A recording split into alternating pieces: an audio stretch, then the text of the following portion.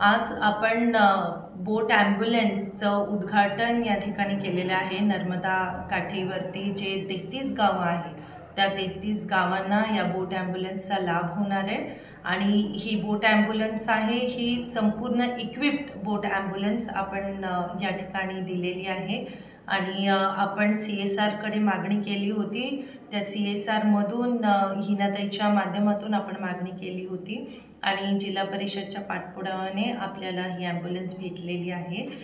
साधारण 1.5 कोटी ची ही ॲम्ब्युलन्स फुल इक्विप्ड ॲम्ब्युलन्स आपल्याला या ठिकाणी भेटलेली आहे।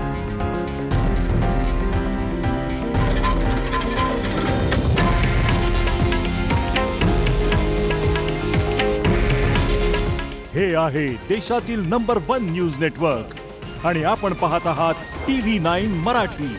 काळजी तुमची, हित महाराष्ट्राचं।